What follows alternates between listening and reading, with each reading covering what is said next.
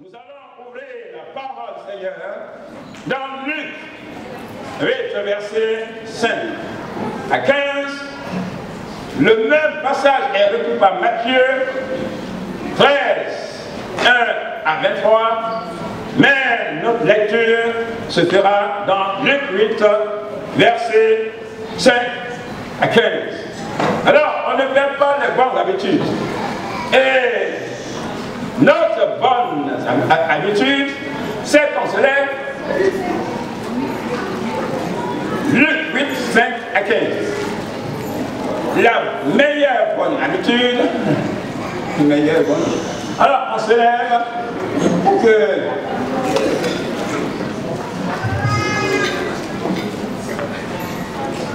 une personne dans la rangée de droite nous fait la brillante et merveilleuse lecture.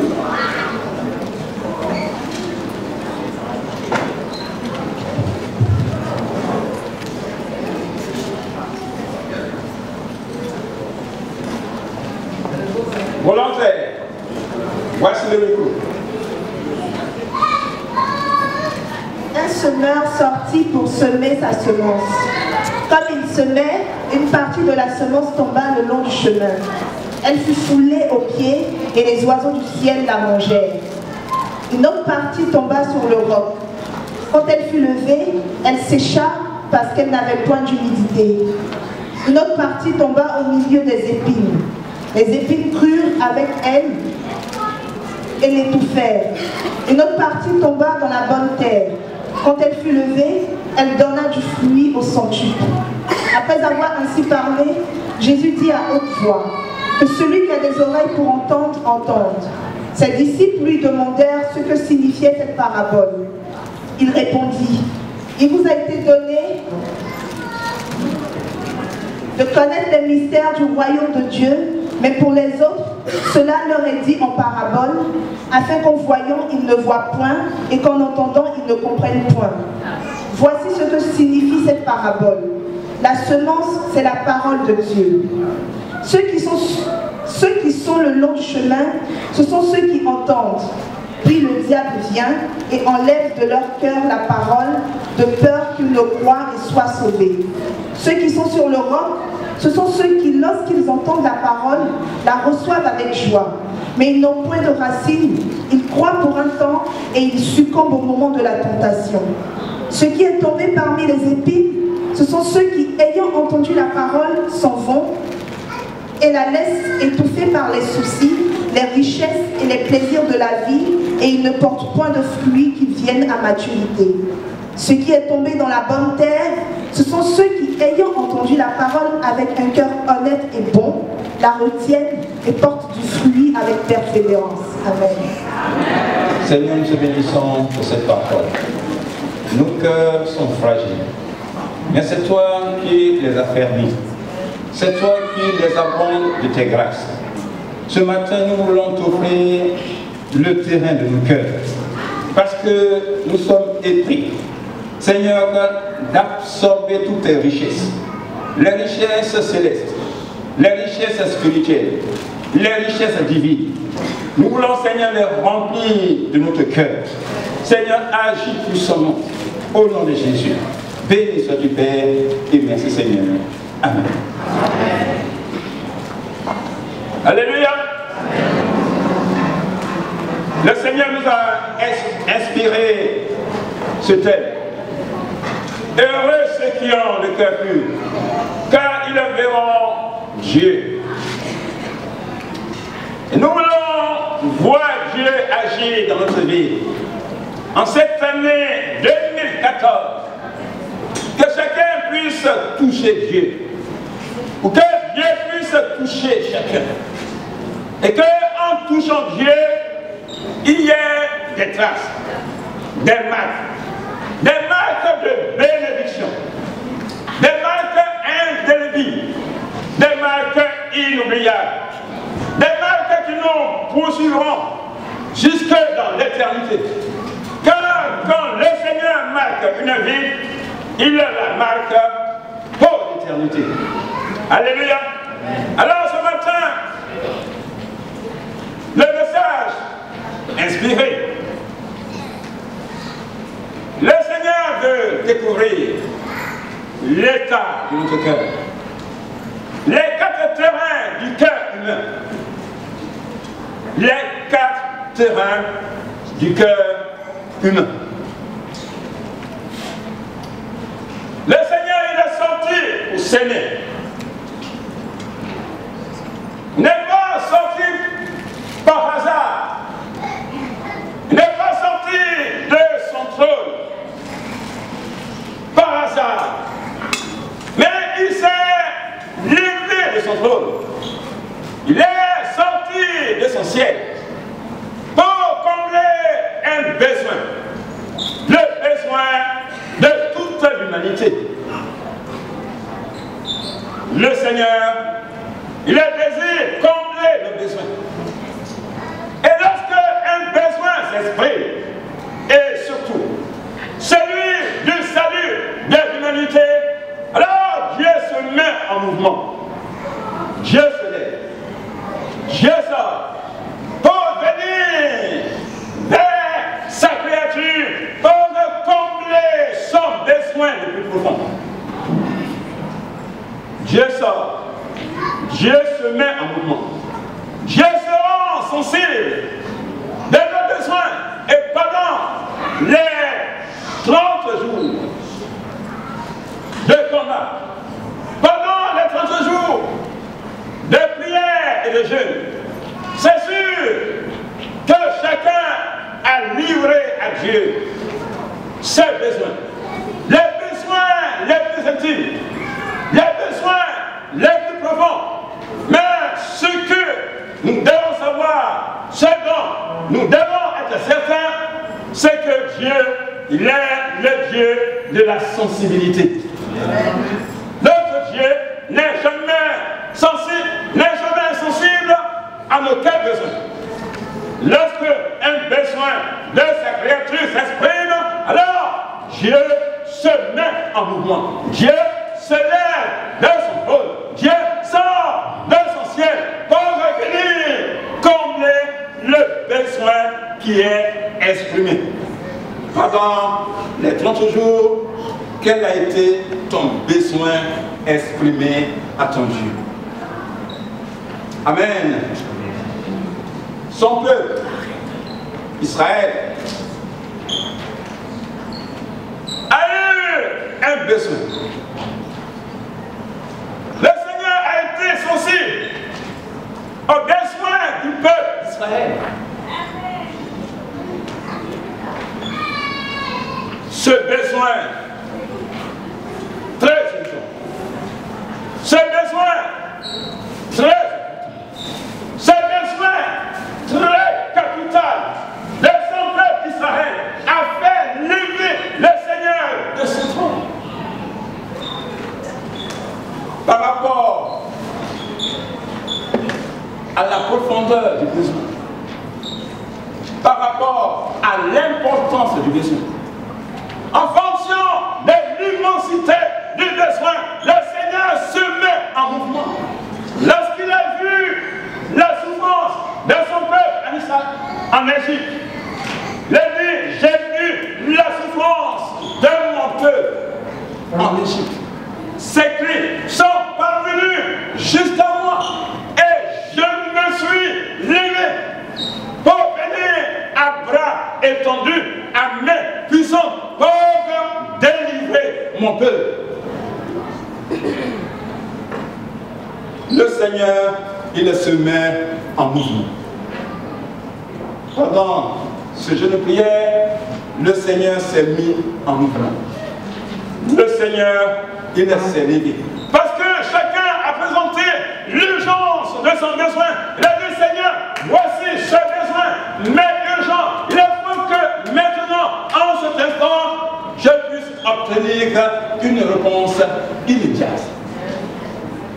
Et puisque notre Dieu n'est pas insensible à nos besoins, alors il se lève comme le Seigneur s'est levé. Et il est sorti. Et il est sorti.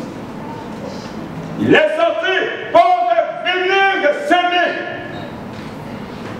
Mais lorsque le Seigneur sort pour venir s'aimer, ses mains ne sont pas libres, ne sont pas vides. Il ne sort pas avec des mains vides, mais il sort avec des mains pleines de semences. Une variété de semences. Lorsque j'étais enfant et que j'accompagnais ma mère pour s'aimer le riz, elle m'expliquait que la semence du riz a plusieurs variétés. Il n'y a pas une seule semence de riz, non. Il n'y a pas de seul grain de riz, non. Mais le riz a plusieurs variétés. Elle me montrait que voici le riz long. Voici le riz rond. Voici le riz rouge. Voici le riz jaune. Et toute cette variété ne se sème pas comme ça mélangée. Non. Chaque variété a son petit sac. Et elle détermine le territoire où elle doit s'aimer cette variété. En sorte que pendant la récolte, elle sait là où elle a sémé le riz jaune. Quand la récolte arrive, elle sait où elle a sémé le riz rouge. Et alors, en fonction de ça, elle fait ses padis. Et en fonction de ça, elle met dans le grenier. Et en fonction de ça, elle le prépare. Et en fonction de ça, elle lui fait manger. Amen. Alléluia. Et quand on goûte à cette variété, on dit le goût n'est pas pareil. Ça, c'est encore bon plus que ça. Quand on goûte, on dit le riz rouge est encore mieux que le riz jaune. Quand on goûte le riz jaune, on dit c'est encore mieux que le riz blanc. Le Seigneur sort ce matin avec dans ses mains plusieurs variétés de semences pour s'aimer dans la vie de chacun qui a crié, qui a pleuré pendant les 30 jours. Le Seigneur veut s'aimer dans son cœur ce matin. Il a dans ses mains la semence du salut. La semence du salut, c'est la vie éternelle.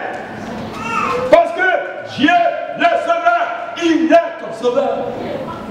Quand il apporte la semence de la vie éternelle, c'est qu'il a vu dans ton cœur le besoin que tu lui appartiennes.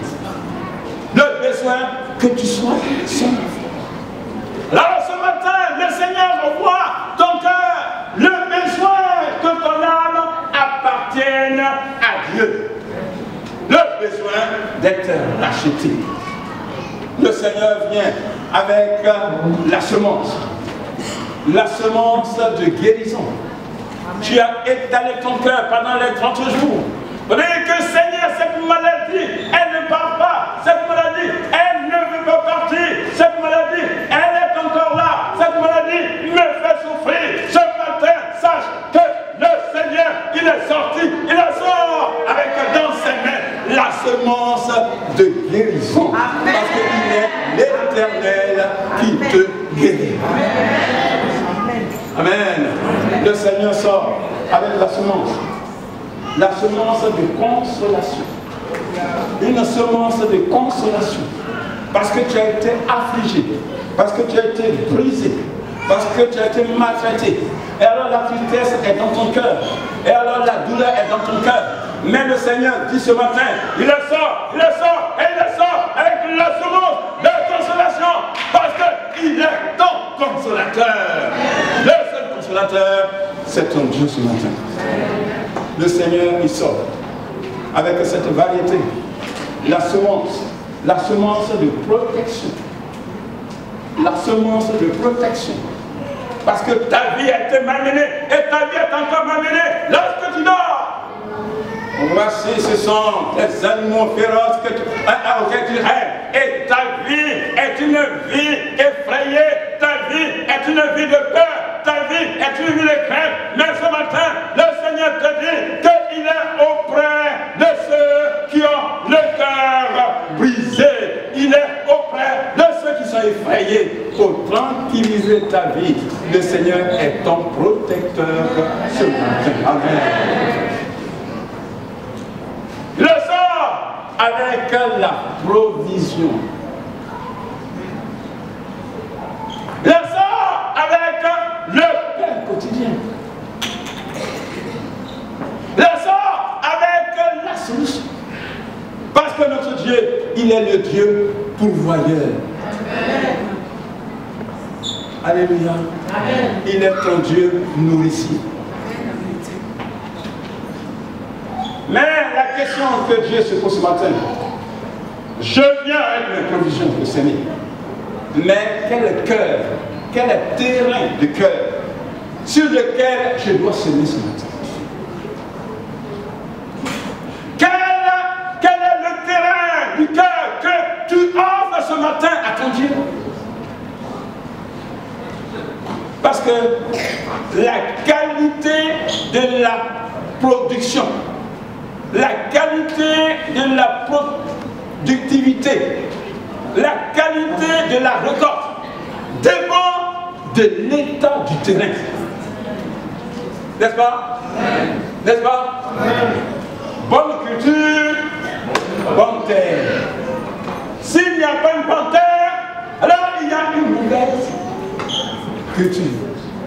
Alors, bien aimé, l'état du terrain, l'état de notre cœur est important pour que notre vie puisse fleurir des grâces de Dieu. Quand j'avais 12 ans, entre 12 et 13 ans,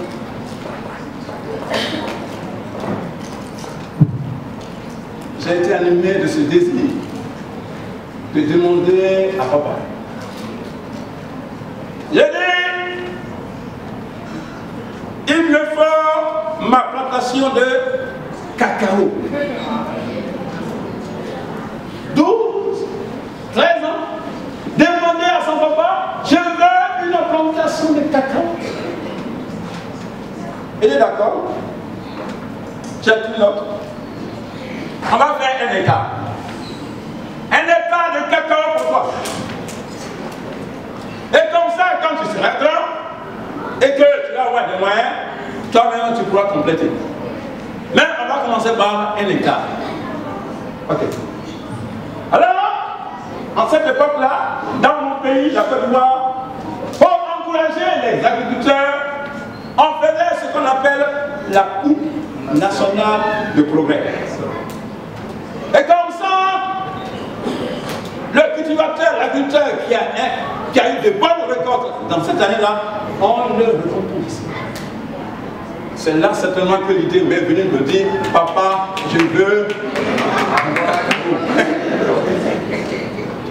Alors, il y avait des ingénieurs agronomes qui parcouraient les régions et tout ça pour aider les cultivateurs pour leur récolte. Donc, un ingénieur agricole a été donc contacté pour nous accompagner et voir l'état du terrain sur lequel on veut planter le cacao. Alors en ce moment-là, il y avait une variété de cacao qui produisait bien. On appelle ça Ghana cacao. Ghana cacao. Alors, on est parti loin dans la forêt. Et l'ingénieur avait son outil, son instrument, qu'il enfonçait dans la terre pour voir la qualité de la terre. Donc, on est parti loin, il a fait comme ça, il a enfoncé pour voir la qualité de terre. Il a tiré, il a vu la terre. Le vieux, la terre là, ça ne correspond pas à la culture de Ghana cacao. Parce que si vous cultivez ici le Ghana cacao, avec cette terre, ça ne pourra pas donner. Ghana cacao ne donne pas un gros arbre, mais un petit arbre comme ça. Et quand ça donne... Donc, puisque Dieu, vous êtes le propriétaire terrain, il faut me montrer encore une autre parcelle de terre. Et là, on est donc venu au village, pour qu'à côté du village, la forêt qu'on a en plus. Et là, on est parti là-bas avec un autre jour avec l'ingénieur qui a pris son instrument, qui a retiré, et qui a vu, vieux, parfait, bonne terre, mais vous avez une bonne terre comme ça, vous m'avez envoyé loin, encore fois. Si vous cultivez ici le Ghana cacao, vous verrez sa production. Amen. Bien aimé, la qualité de la production est fonction de la qualité du terrain, de la qualité de la terre. Amen. Dieu veut s'aimer dans ta vie. Dieu veut de la productivité dans ta vie. Dieu veut de l'abondance dans ta vie. Dieu veut de l'abondance dans la productivité dans ta vie. Quelle est la qualité du terrain, du cœur que tu offres ce matin? Amen. C'est bien de prier, c'est bien de lutter, mais tu peux lutter 40 jours, 40 nuits sans rien recevoir de Dieu parce que ton cœur est demeuré irrésolu, inconverti, noir, méchant. Tu n'auras rien. Mais si ton cœur s'est laissé entraîner dans l'humilité, dans ses plans et arrive au changement et que ce terrain est lavé, bien aimé, quand le Seigneur va s'aimer, quand le Seigneur va planter, ce sera du fruit abondant. 10, 15, 20, 30 et 100. Et ta vie sera bénie. Amen. Amen. Cette année, faisons attention à la qualité de notre cœur. Faisons attention à la qualité, à la position de notre cœur. Et le Seigneur va nous bénir. Amen. Amen. Il est quelle heure? 13 heures. Non. On peut aller encore. Le Seigneur nous bénisse. Le Seigneur nous bénisse. Alors, le premier terrain du cœur, c'est le cœur le long du chemin. Le cœur le long du chemin. Le cœur le long du chemin. Ceux qui sont le long au long du chemin, ce sont ceux qui entendent, puis le diable vient et enlève de ce cœur le long du chemin la semence qui a été semée, de peur qu'il ne soit sauvé, de peur qu'il ne reçoive rien. Le cœur le long du chemin. Bien aimé, ça c'est le premier terrain. Le cœur le long du chemin. Prends note ce matin. Le cœur le long du chemin. Le cœur le long du chemin. La semence est donnée, la semence est semée, mais sans protection. C'est un cœur qui est couvert, c'est un cœur qui est exposé. Et puis c'est un cœur qui est couvert, c'est un cœur qui est exposé. Alors que tout homme qui passe, quiconque qui passe, crache là-dessus. Parce que c'est un cœur qui est exposé, c'est un cœur qui est permanemment en danger. Et ça, c'est difficile. Une vie exposée, un cœur exposé, c'est un cœur, une vie qui est en permanence en danger de mort. Et puisque c'est en danger de mort, le premier danger, c'est le diable. L'ennemi vient, il arrache ce qui est semé. De bon, de meilleur, de mieux, d'excellent, le diable vient et le Seigneur connaît ta vie. Le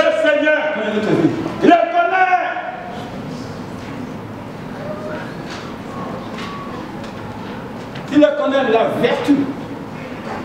la vertu essentielle que Dieu dépose dans la vie de chacun. Aucune vie n'est jamais stérile devant Dieu.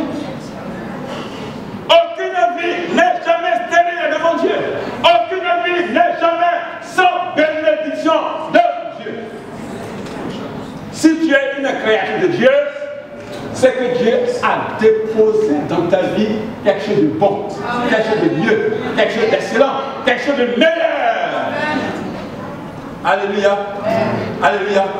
Tu n'es pas pauvre devant Dieu. Dis ce matin, je ne suis pas pauvre devant Dieu. Dis-moi ce matin, je ne suis pas pauvre. Dis-moi ce matin, je ne suis pas pauvre. Dis-moi ce matin, je ne suis pas pauvre. Même si tu ne crois pas, même si tu ne pries pas, Dieu a déposé dans ta vie quelque chose de bon à fructifier pour ton bien-être ici-bas. Le problème, c'est que sans Dieu, ta vie est exposée. Ton cœur est exposé. Et puisque ta vie est exposée et que ton cœur est exposé, alors tu es la victime première du diable. Le diable vient. Et alors, il prend ce qui est bien dans ta vie. Et il s'envole avec pour te laisser dans la malédiction. Alléluia. La Bible l'appelle Jean 10, verset 10. Le brigand, le destructeur, le dévoreur, le voleur, le méchant, le malin, le rusé, le bien et il détruit. C'est pourquoi, bien aimé, quand tu as des problèmes, ce n'est pas la peine d'aller vers les disciples du diable. Les disciples du diable, ce sont les caramocos, les professeurs Aladi, à la venue de Clichy, secrétaire avenue de Clichy, code B 380. Deuxième étage, couloir à droite, la porte à droite.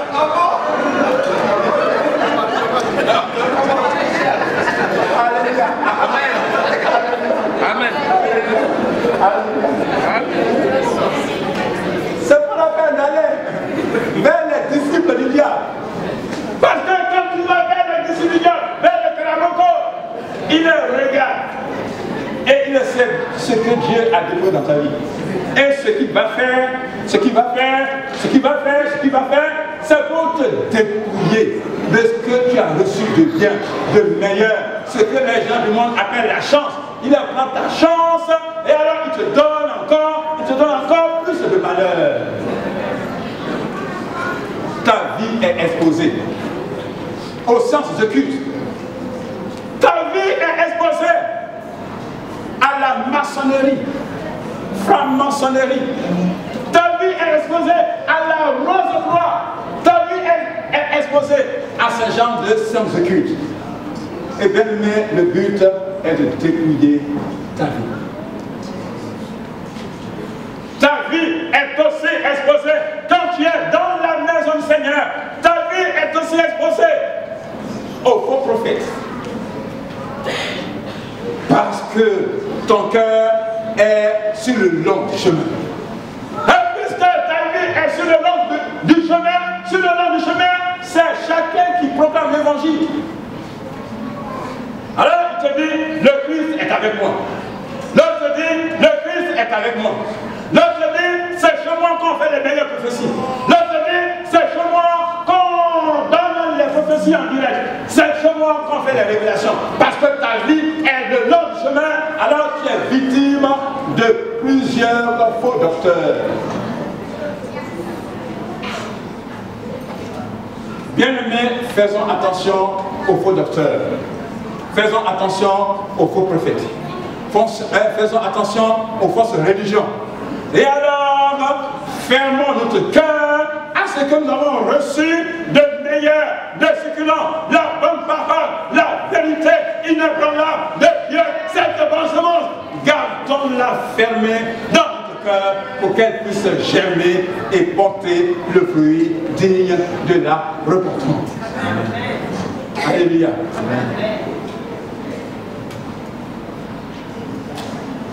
La productivité est fonction de l'état du terrain.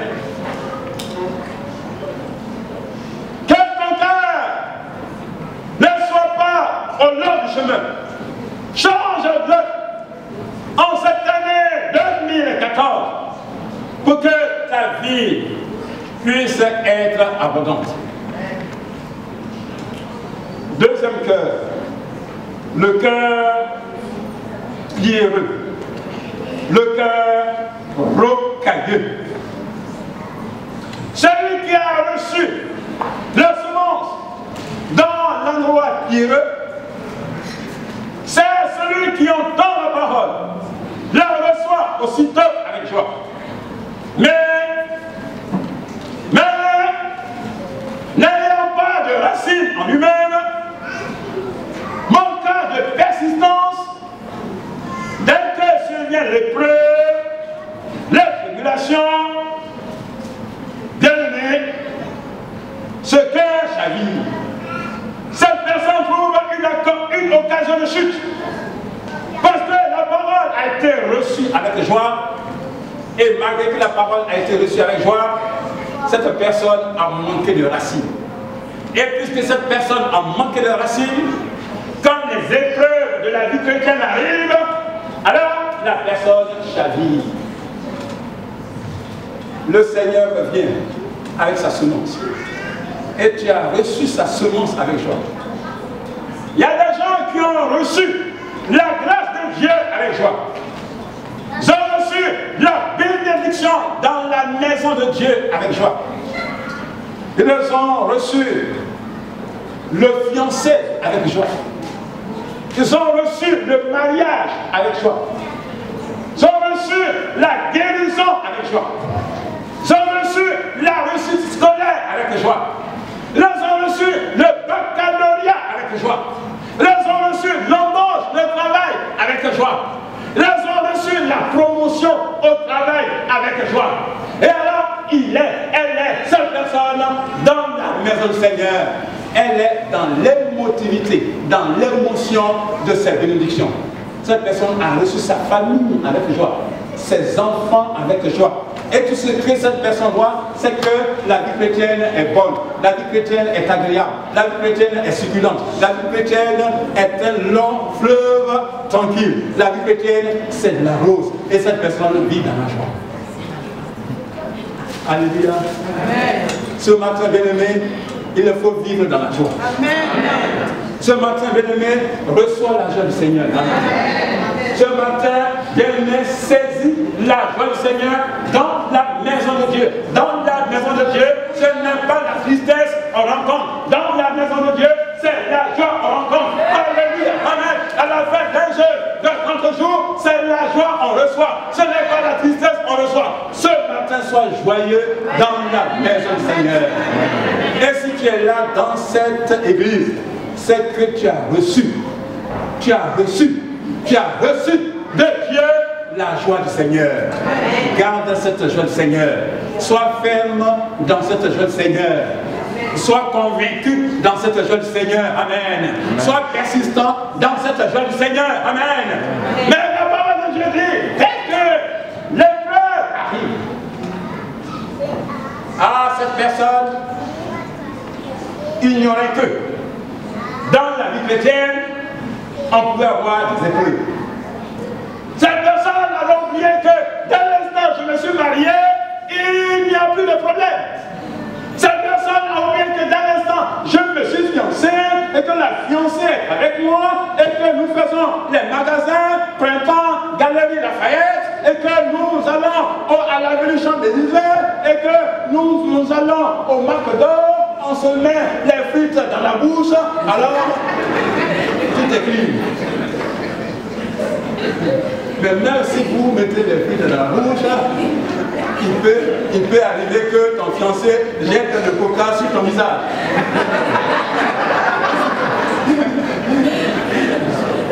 Et s'il arrive que le fiancé jette le coca sur le visage, c'est que le plus dur commence maintenant. Et puisque le plus dur commence maintenant, c'est là qu'il faut être ferme dans ce que tu as reçu de Dieu pour dire qu'il est à moi, elle est à moi. Et alors, le projet du mariage aboutira certainement.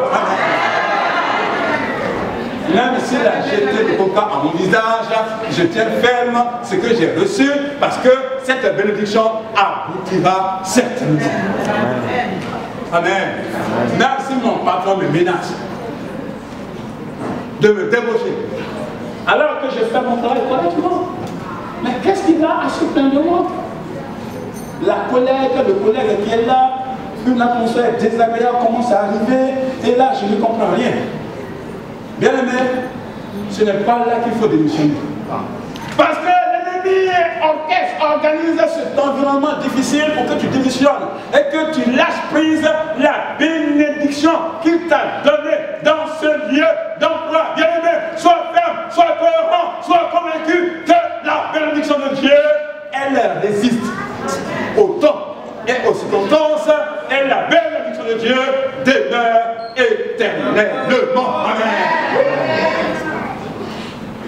Il y a des gens dans la maison de Dieu qui perdent leur résolution, qui perdent leur persévérance, qui perdent leur conviction. Lorsque les épreuves commencent à arriver même dans l'église, on dit, je m'en vais de l'église. Je m'en vais de l'église. Je m'en vais de l'église. Je ne suis plus béni dans cette église. Je ne suis plus béni dans cette église. Mais, bien aimé, regarde ton temps passé dans cette église. Les bénédictions que tu as reçues. Les bénédictions que tu as reçues. Les bénédictions que tu as reçues. Alors c'est maintenant que tu dis que tu n'es plus béni. Non, mon frère, ma soeur, tu es béni. Amen. Alléluia. Tu es béni. Alléluia. Amen. Dis ce matin, je suis béni. Alléluia. Dis ce matin, je suis béni. Alléluia. Dis ce matin, je suis béni. Alléluia. Dis ce matin, je suis béni. Et puisque je suis béni, alors je suis convaincu. Et puisque je suis convaincu, je suis ferme. Et puisque je suis ferme, je suis résolu. Et puisque je suis résolu, alors je persévère pour le Seigneur, pour voir encore sa gloire éclater dans ma vie. Amen. Bien aimé, la parole de Dieu nous dit que puisque les racines ne sont pas profondes, alors il y a problème de racines non profondes. Il y a problème de racines non profondes. Il y a problème de racines non profondes. Le terrain de ce cœur n'est pas assez profond pour maintenir la bénédiction du Seigneur. C'est la superficialité de ce terrain. C'est manquer de profondeur de ce terrain. Des bien-aimés dans le Seigneur manquent de profondeur, sont superficiels. Alors, quand on est superficiel, un croyant superficiel, on appelle cela un croyant de l'apparence. Ah, mais cette personne qui nous donnait ce beau visage, cette belle prestance, pourquoi, comment, alors on commence à se poser la question, comment, pourquoi tout ça est arrivé? Eh bien, elle manquait de racines. Ce matin, bien aimé, il ne faut pas manquer de racines. Les racines sont nécessaires à l'élévation. Les racines sont nécessaires à la productivité de la plante. Sans racines, il n'y a pas de sève qui monte. Sans racines, il n'y a pas de bourgeonnement. Sans racines, il n'y a pas de feuillage. Sans racines, il n'y a pas de fruits. Les racines sont nécessaires à la vie chrétienne. Que ta vie soit enracinée et fondée dans le Seigneur. Et si ta vie est enracinée et fondée dans le Seigneur, malgré les temps, et les circonstances, tu auras les fruits dignes de la vie chrétienne. Sois béni. Sois béni. Sois béni. Cette année, bien-aimé, il faut avoir des racines. Cherche à avoir des racines. Troisième cœur. Le cœur épineux. Le cœur épineux.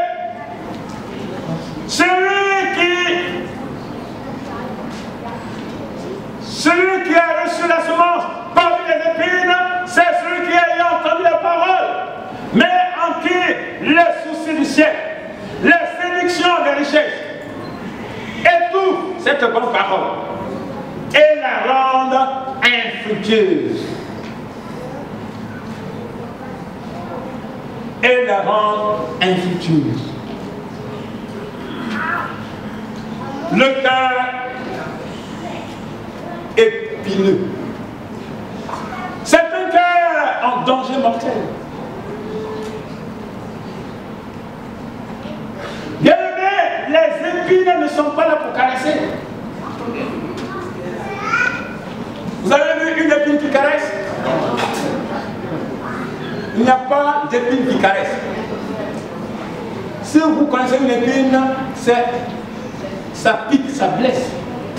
Quand le Seigneur lui a donné une couronne d'épines, automatiquement, les secondes qui ont suivi, il y a eu du sang. Les épines font couler du sang. Les épines blessent. Les épines rendent malade. Les épines tuent. Alors il y a de ces épines dans la vie chrétienne. Le cœur des enfants de Dieu est exposé à des épines. Bien-aimé, ce matin, il faut garder ton cœur des épines de ce monde. Parce que quand les épines commencent à entrer dans ton cœur, alors blesse ton cœur. 3 épines affluent ce matin. La première épine à fuir et à vaincre les soucis de ce siècle. Les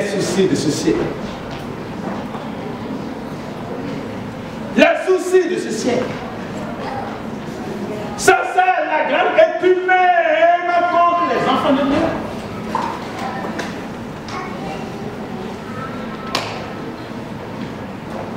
Seigneur, tu n'as pas encore béni. Seigneur, mes copines, ma promotion de conversion, parce qu'on fait le baptême et donc il y a des promotionnaires spirituels. Mais je suis arrivé dans cette église avec cette promotion. On a été baptisés ensemble. Mais alors qu'on a été baptisés ensemble, Seigneur, tel a eu telle bénédiction. Tel s'est marié, tel a eu tel emploi, tel a eu son diplôme, mais et moi je n'ai rien eu. Les soucis de ce siècle, le souci de l'emploi. Seigneur, il me faut un bon emploi, c'est légitime. Seigneur, il me faut me marier, c'est légitime. Seigneur, il me faut une belle maison, c'est légitime. Seigneur, il me faut une belle voiture, c'est légitime. Seigneur, il faut que j'habite aussi à Neuilly-sur-Seine, près du fleuve. C'est légitime. Alléluia. Alléluia. Seigneur, il faut que je voyage aussi. Il faut que je voyage aussi pour aller à Venise. C'est légitime. Mais le problème, c'est de ne pas laisser ces soucis envahir notre cœur. Si ces soucis viennent pour envahir notre cœur, alors ces soucis deviennent des épines dans notre vie. Le Seigneur, il connaît ton souci. Le Seigneur, il connaît ton besoin. Si le Seigneur sort de son trône et qu'il vient avec ses mains chargées de bénédiction, c'est qu'il connaît ton besoin. Ce qu'il te demande ce matin, c'est de chercher premièrement le royaume des cieux et sa justice. Et voici toutes choses viendront par-dessus tout. Que les soucis n'occupent pas la première place. Sinon, ces soucis deviennent une épine pour ta vie. Même si c'est le Seigneur qui occupe la première place de ta vie, alors, puisque maintenant il est sur le trône de ta vie, et maintenant il est maintenant assis, alors c'est lui maintenant qui fusille maintenant chaque souci. Parce qu'il est assis. Et il ne veut pas cohabiter avec tes soucis. Et puisqu'il ne veut pas cohabiter avec tes soucis, alors qu'il est bien assis sur le trône de ton cœur, alors c'est lui maintenant qui fusille chaque fois. Alors vous voyez les gens. Parce qu'il veut être la seule, il ne veut pas cohabiter avec tes soucis ce matin. Amen.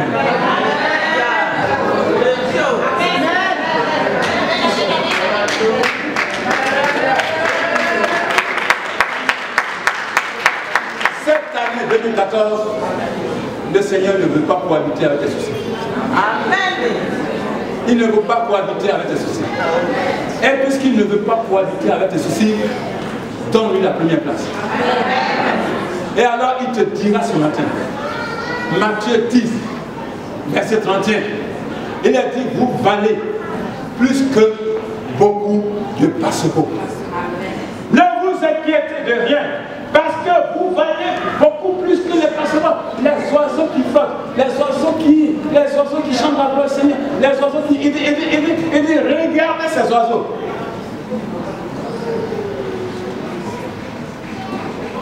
Il a dit, regardez ces oiseaux. Il a dit, regardez.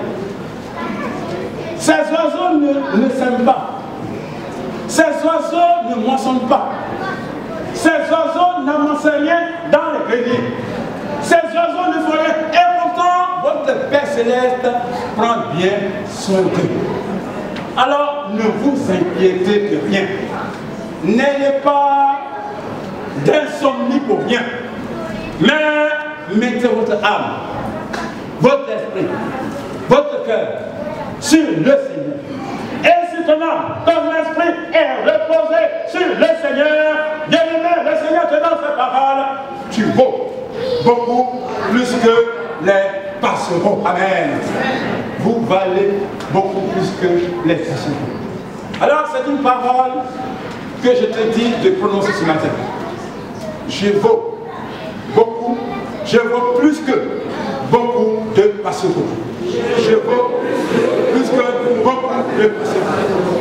Je vaux plus que beaucoup de passereaux. Je vaux beaucoup plus que passereaux. Je vaux plus que beaucoup de passereaux. Je vaux plus que beaucoup de passereaux. Il a dit, vous valez plus que beaucoup de passereaux. Ça veut dire que vous valez plus que beaucoup d'oiseaux. Les oiseaux volent en groupe. Dans le printemps, ils ne volent en groupe. Mais il dit, regardez ces oiseaux. Vous avez plus de valeur que tous ces oiseaux. Donc ce que je vous demande en cette année 2014, c'est de vaincre vos soucis. Et alors moi, je prendrai soin de vous. Parce que tu as de la valeur à mes yeux. Il y a aussi l'épine de la richesse de ce monde. Il y a aussi l'épine de plaisir de ce monde. Qui sont des dangers mortels de ce cœur. Mais le Seigneur dit, quatrième cœur, celui qui a reçu la semence dans la bonne terre, c'est celui qui entend la parole. Comprend, les portes des grains, les donne 100, les donne 60, les donne 30, les donne 40. Et alors, ses fruits abondent. C'est bien aimé, un cœur productif, un cœur qui est bon. Et le Seigneur que nous exhorte à avoir un cœur bon. Un cœur bon, c'est un cœur juste. Un cœur bon, c'est un cœur fidèle. Un cœur bon, c'est un cœur loyal. Un cœur bon, c'est un cœur joyeux, en toutes circonstances. Un cœur bon, c'est un cœur persévérant. Un cœur bon, c'est un cœur inébranlable. Un cœur bon, c'est un cœur résolu. Un cœur bon, c'est un cœur amour. Un cœur bon, c'est un cœur honnête. Un cœur bon, c'est un cœur qui loue le Seigneur. Un cœur bon, c'est celui qui contemple la voix du Seigneur. Un cœur bon, c'est celui qui s'appuie sur son Sauveur. Un cœur bon, c'est celui-là qui croit à tous les attributs de celui qui l'a sauvé, du Seigneur Jésus-Christ, que ce Jésus qui m'a sauvé, il est bon, il est fort, il est loyal, il est fidèle. Et ce Jésus, en toutes circonstances, bonne ou mauvaise, Jésus sera avec vous. Alléluia. Un cœur bon, c'est celui qui voit les priorités spirituelles. Bien-aimés, en cette année 2014, le Seigneur veut que tes priorités deviennent la prière. Amen. Que tes priorités deviennent la parole du Seigneur. Que tes priorités deviennent la louange au Seigneur. Que tes priorités deviennent la communion spirituelle. Que tes priorités deviennent servir le Seigneur. Que tes priorités deviennent venir à l'heure dans la maison du Seigneur. Amen. Le culte commence à 11h. Il y en a qui arrivent à midi. Le culte commence à 11h. Il y en a qui viennent à 13h. Un cœur bon, c'est celui qui ne murmure pas et qui sert le Seigneur sans état d'âme. Amen. Bien-aimé, quel est le terrain que tu offres à ton Dieu ce matin? Quel est le terrain du cœur que tu offres à ton Dieu pour cette année 2014? Il envoie sa semence.